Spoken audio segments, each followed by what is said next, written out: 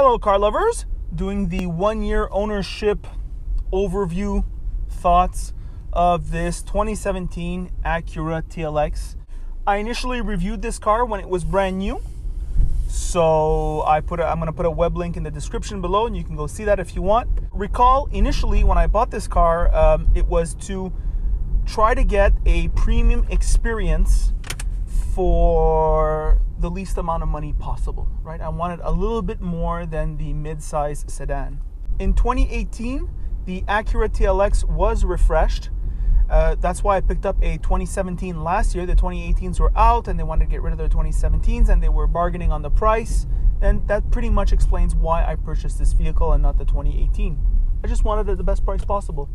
No more, no less than that. Could I have afforded more? Well, you can always afford more. Could I have taken a smaller car also? Yeah, could have also, but this is the one I settled on. As far as the styling goes, I think the style of this car has held up over the years. Initially it came out in 2015, redesigned in 2018. I like the low sort of European posture. I inherently like European lines, and I'm not trying to say this is a 3 Series, though I do think for a Japanese car, it has that low slung kind of Euro look, and that's all I have to say about the exterior styling. Other note about this vehicle, I did 17,000 kilometers, which is about 11,000 miles so far over a year. I would have to say slightly over 50% of that was city driving. As far as the paint quality goes, I think it held up pretty good. All things considered, take a look at the clip of that in the front. There's no chips or anything. That's always a sign of a well applied paint. I like that this car comes with 17-inch wheels and relatively large ratio tires, meaning they're very thick. These allow for their replacement costs are less than, let's say, those 19-inch tires. For example, for the winter, I was able to buy premium Michelin X-Ice 3 or whatever they're called, the best ones, for less than $1,000 Canadian. And also in the winter for a front-wheel drive, didn't get stuck at all. I'm naturally a cautious driver, but it's important to note that I didn't get stuck anywhere, and we had a few snowstorms. So that is to say, the traction control, the stability control, the great tires, the front-wheel drive with the engine pressing down on those front tires, it went really well. I'm not suggesting it's a 4-wheel drive. The TPMS, the tire pressure monitoring system, this is the first Honda product that I've driven in my life where it's not squirrely. So it never came on for no reason. In fact, no light ever came on in this dash during my first year of ownership. That's pretty good. My average fuel economy has been 8.7 liters per 100 kilometers during all this time. Pretty good. The 4-cylinder engine is sufficiently powerful. This is a 7-second car. The transmission, 8-speed dual clutch with a torque converter, which basically means the torque converter just smooths out the shifts. Responsive, works well. I can't complain about anything. Very premium. It should be noted that the V6 with the 9-speed automatic and the all-wheel drive, well, that 9-speed automatic, I've had one friend and one acquaintance that have had problems with it. They went to the garage, of course, Acura service. They didn't get it fixed the first time, brought it back to the garage after, and, well, more on the Acura service later on in this video. The interior generally is very good. A few things, the materials used here are soft touch. They're very good quality. When you use detailing products on them, they absorb well. It's low sheen. It's very, very, very nice. These seats have to be like some of the best seats I've ever sat in. In fact, all Acura vehicles tend to have incredible seats. I review about 35 vehicles a year, some vehicles costing up to $100,000. And these seats is right up there with them in terms of comfort, in terms of not only short-term comfort, but also those long road trips where you're in your seat 3-4 hours at a time.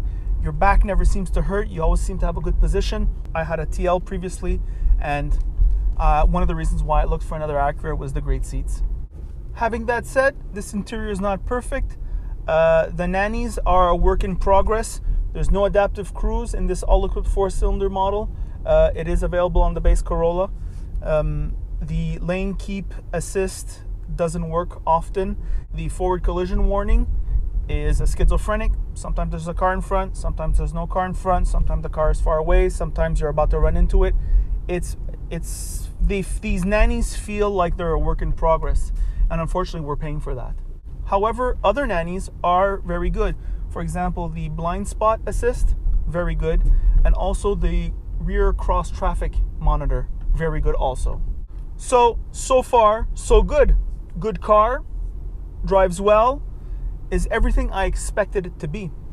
That quiet highway drive, I love it. However, one thing that has marred the ownership experience has been the dealer. Now, most dealers give shitty service. We all know that. Except before I was a BMW owner and I did business with BMW Laval. And as an example, the one time that I had a problem with my BMW during the 3 years I leased it, there was a light that came on, a passenger side airbag.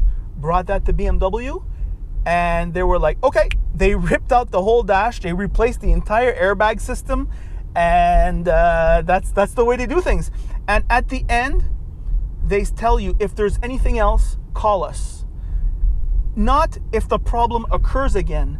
They've solved that problem. So that's the BMW Laval service.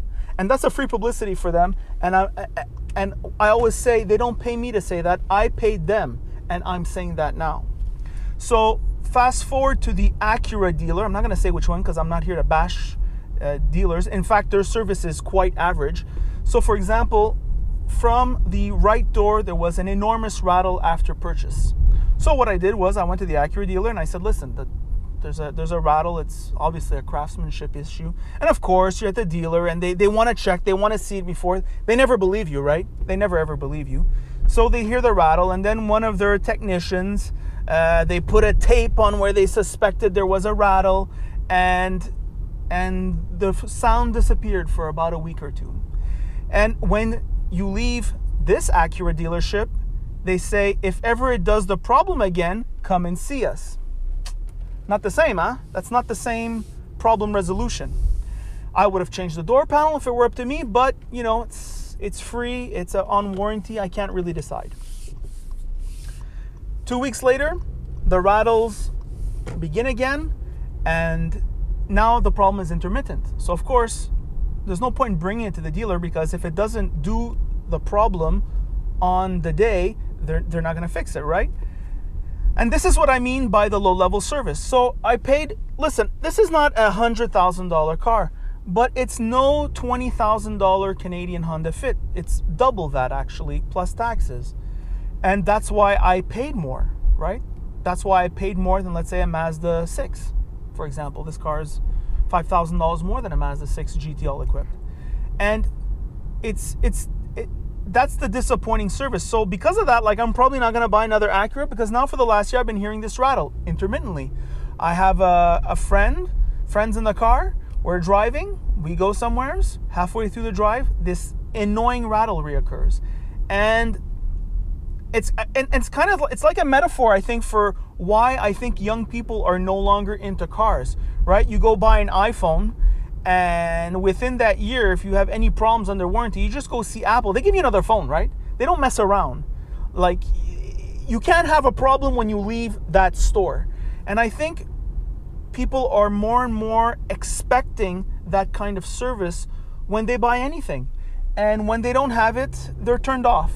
And I think young people, it's one, maybe not the main reason, but it's one of the reasons why I think young people are just, turned off cars a bit. Anyways, that rant aside, this steering wheel is way too wide, the radius is way too big, and the steering wheel is way too thin. This is a grandfather steering wheel. Steering feel is numb, but so are all the other cars. The suspension is soft, but it's not molasses. It's really rewarding on Montreal's shitty streets that I drive on. I mean, it's very comfortable, yet it's not molasses. In fact, it's perfect. And I think on this level, and that's a lot, this Acura is a real winner. And in fact, all Acuras, their suspensions are really nicely set up for comfort without being molassy. I have a few remarks to make about the infotainment. The infotainment is the car's real weakness, especially these lower buttons here in the lower trim.